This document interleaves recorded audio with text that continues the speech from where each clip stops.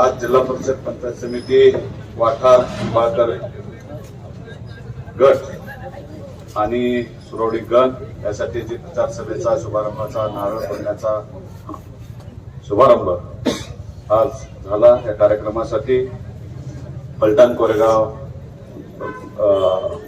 फलटणचे युवा नेतृत्व, माझे खासदार रणजितसिंह नाईक निंबाळकर, आमचे गुरुवर्य ज्यांनी विधानसभेला नगरपालिकेला सर्व जबाबदारी घेऊन ज्यांनी काम केलं असे आमचे प्रल्हाद साळुंखे पाटील, अशोकराव जाधव, ॲडव्होकेट नरसिंह निकम, तुकाराम शिंदे, जितेंद्र साळुंखे पाटील, अशोकराव भोसले, सुरेश साप्ते, शरयूताई साळुंखे पाटील, राजेंद्र काकडे आणि आमच्या जिल्हा परिषद गटाचे उमेदवार विष्णुपंत लोखंडे, पंचायत समिती सुरवडी गणाचे धनंजय साळुंखे पाटील, पंचायत समिती वाठार गणाच्या शुभांगी ज्यांनी आताच मार्गदर्शन केलं अशा आमच्या शुभांगीताई शिंदे, त्याचबरोबर आता आलेले सुनील सस्ते, बाळासाहेब आमचे ठोकरे, पंचायत समिती म्हणजे सदस्य आणि उपस्थित सर्व माझ्या लाडक्या भगिनी, माता, उपस्थित माझे बांधव आणि वडील।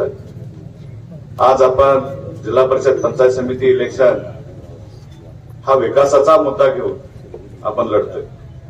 आता बऱ्यापैकी माझे 3 गट झाले, 3 गटांमध्ये माझा प्रचार दौरा झाला। अतिशय चांगला प्रतिसाद माझ्या सर्वसामान्यांकडून, माझ्या शेतकरी बांधवांकडून, माझ्या भगिनीकडून चांगला प्रतिसाद मिळतोय आणि याचा मला खरं तर मनापासून अभिमान वाटतो। आज एवढी प्रचंड मोठ्या सभा दिसते, जनसमुदाय प्रचंड आहे। त्या गणातील सर्वच वाठार गटातील आणि गणातील म्हणजे सुरवडी गणातील सुरवडी, वडजल, काशेदवाडी, ढवळेवाडी, मिरगाव, नांदल, मुळेवाडी, घाडगेमाळा, निंबोर आणि घाडगेवाडी या परिसरातील सर्वच उपस्थित मान्यवर, त्याच पद्धतीनं वाठार निंबाळकर गट आणि गणातील गोळेवाडी, वाठार निंबाळकर, वाखरी, जोरगाव, ढवळ, उपळवे, दर्याचीवाडी, सावंतवाडी, जाधवनगर, तरडप, सपकाळवाडी, वेळोशी, शेरेवाडी, खडकी, मलवडी, परांदवाडी आणि उळुंब। वाठार गण तसा मोठा आहे, 17 गावं वाठार गणामध्ये आहेत आणि सुरवडी गणामध्ये माझ्या माहितीप्रमाणे 10 गावं। प्रचंड असा मोठा हा गट आहे, ताकद प्रचंड आहे आणि आपण 100% या गटातून दोन्ही सीट आपल्या प्रचंड मताने विजयी होणार।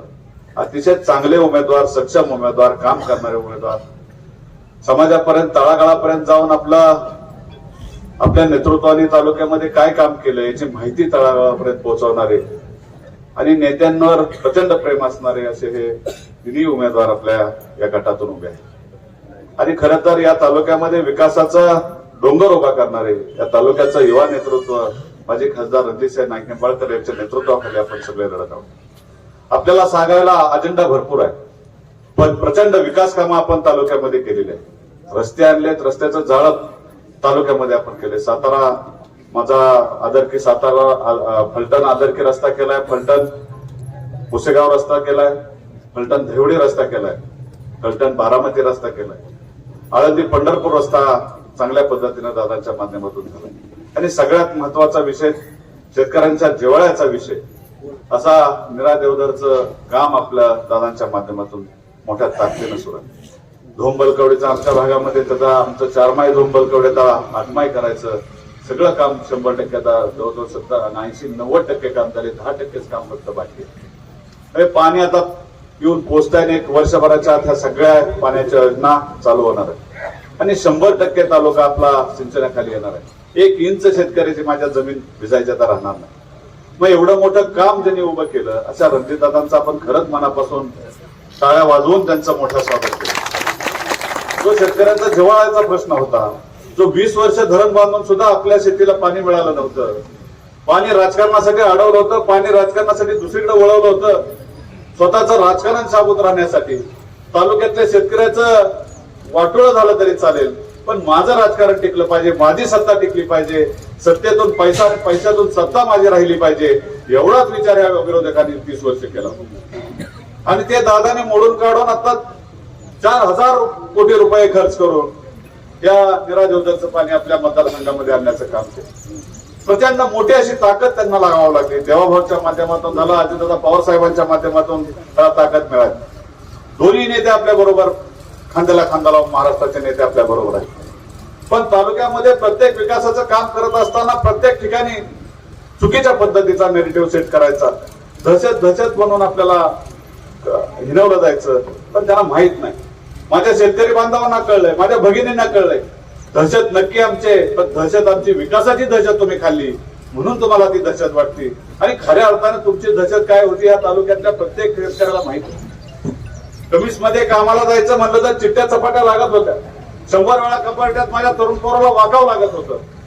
कारण जो शेतकऱ्याने पोरगा कष्ट करून रक्ताचं पाणी करून शाळेमध्ये घातला, शिकवला, आणि तो शिकल्यानंतर त्याला नोकरीला लागायचं झालं, कमिस मध्ये नोकरीला एक कंपनी फक्त आपल्या तालुक्यात आली आणि त्या कंपनीत नोकरीला लागायचं झालं तर 10 वेळा त्या पोराला पाया पडायला लागत होते. त्याचा मान सन्मान कधी कुणी राखला नाही. माझ्या शेतकऱ्याचा तर मान सन्मान ठेवलाच नाही ते.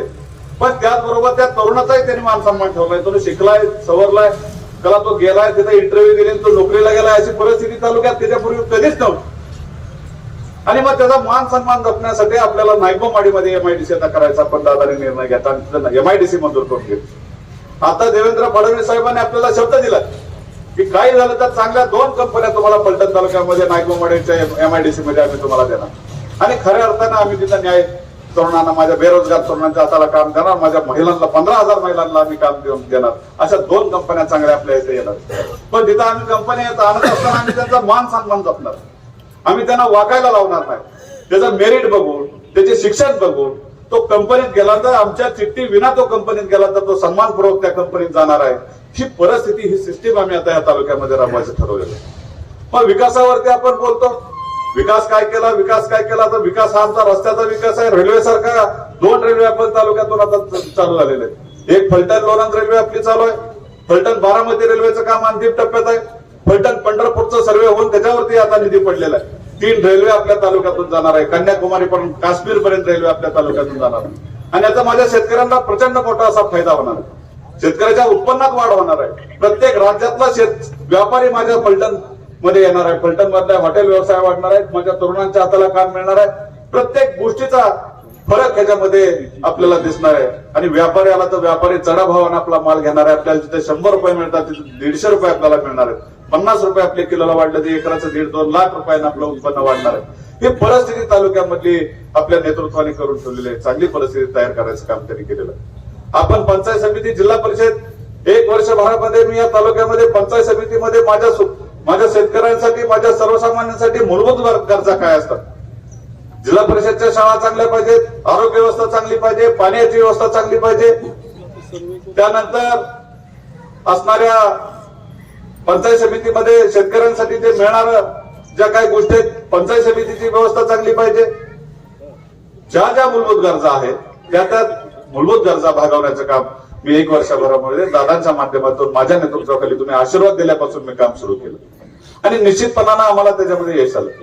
आपण आता मागच्या 8-10 दिवसापूर्वी आपला दौरा संपला, शासन आपल्या दारी. मी इथेही आलतो, आपल्या सुरोडीमध्ये चांगला कार्यक्रम, उपक्रम तो राबवला गेला आणि अत्यंत चांगला प्रतिसाद तालुक्याने दिला. मग मी कशासाठी आम्ही तो दौरा काढला की माझ्या शेतकऱ्याच्या बांधावर जाऊन, माझ्या शेतकऱ्याच्या घरी जाऊन, माझ्या गावात जाऊन त्याच्या समस्या जाणून घेऊन तिथंच त्या तक्रारीचा निपटारा करायचा, त्यांना तिथंच न्याय द्यायचा आणि आपलं मनोबल वाढवायचं. शेतकऱ्याच्या अडचणी दूर करायच्या.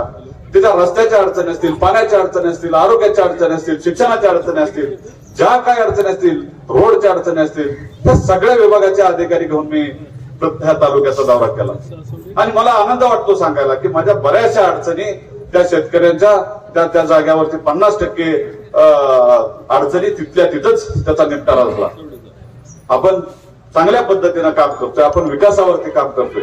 आम्ही विरोधकावरती टीका टिप्पणी अजिबात करत नाही. आम्हाला काही त्यांचं गरज नाही. 30 वर्ष त्यांनी काय केलं ते आता सगळ्यात माझ्या शेतकऱ्यांना माहित आहे. खोटं बोलायचं, रेटून बोलायचं. परवा कोणतरी गिरवीच्या का निरगुडीच्या सभेत म्हणलं की तो गिरवी ते आसूर रस्ता आम्ही मंजूर केला. अरे कशाचा तुम्ही मंजूर केलाय, काय बोलताय, कुणी मंजूर केला, कुणी पैसे आणले, कुणी फंड आणला, हे तुमच्या आता लक्षात पण येत नाही. तुम्ही करायला, तुम्हाला दाखवायला काम नाही. तुम्ही आता आमच्या कामं घेऊन तुम्ही सांगायला लागली की आम्ही कामं केली. पण तालुक्यातल्या जनतेला माहित आहे, माझ्या तरुण वर्गाला माहित आहे खऱ्या पद्धतीने या तालुक्यामध्ये विकास कोण करत असेल तर रणजितसिंह नाईक निंबाळकर निश्चितपणाने विकासाचं काम आपल्या चालू आहे. त्यांच्या खांद्याला खांदा लावून आम्ही सुद्धा काम त्याच ताकदीनं करतो. पंचायत समितीमध्ये गेलं तर आपल्याला पूर्वी ताडपदरी सुद्धा बिगर चिठ्ठीची मिळत नव्हती. माझ्या शेतकऱ्याला खुरप बिगर चिठ्ठीचं मिळत नव्हतं. त्याचा मान सन्मान कधी राखला गेला जात नव्हता. पण आज परिस्थिती बदललेली आहे. पंचायत समितीमध्ये गेला तर तुम्हाला मान सन्मानपूर्वक, जो विरोधकांनी जरी आपल्याला मत दिलं नसतं तरी ती डब्यामध्ये आपण सगळे ज्यांनी ज्या शेतकऱ्यांनी मागणी ज्या ज्या औषध पंपासाठी केली असेल, खुरप्यासाठी केली असेल, बाकी इतर साहित्यासाठी केली असेल, तर ते चिठ्ठ्या आपण डब्यामध्ये टाकून ज्याची चिठ्ठी निघेल त्याला तो सन्मानपूर्वक वस्तू पंचायत समितीमध्ये दिली जाते. ही व्यवस्था आपण बदलण्याचं काम केलं. प्रत्येक गोष्टीत आपण आता शेतकऱ्यांसाठी माझ्या माहितीप्रमाणे या वर्षामध्ये विहिरी आपण मंजूर केल्या. एक 15-20 विहिरी माझ्या माहितीप्रमाणे मंजूर केल्या. एका विहिरीला 5 लाख रुपये अनुदान आपण शेतकऱ्यांना देत असतो. 3,500 घरकुल आपण त्या फलटण तालुक्यामध्ये सगळ्यात जास्त घरकुलं मंजूर केली. आणि 3,500 घरकुलं दिली. शिवाय इतर समाज, पारधी समाज असेल, कातकरी समाज असेल, असे सगळे मिळून 4100-4150 घरकुलं या तालुक्यात या वर्षभरामध्ये आपण मंजूर केली.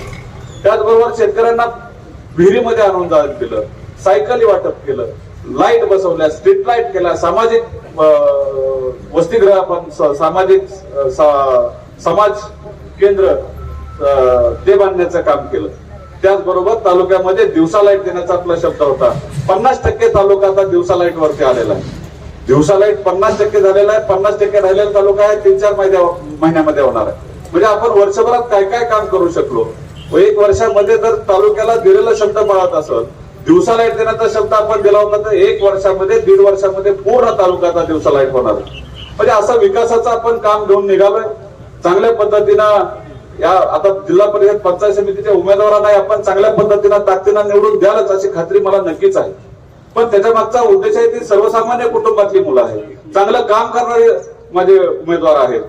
चांगले धनुदादा तर अगदी मॅच्युअर आहेत. पहिले ह्याच्या पूर्वी ते पंचायत समितीमध्ये त्यांनी काम केले, त्यांना अनुभव आहे.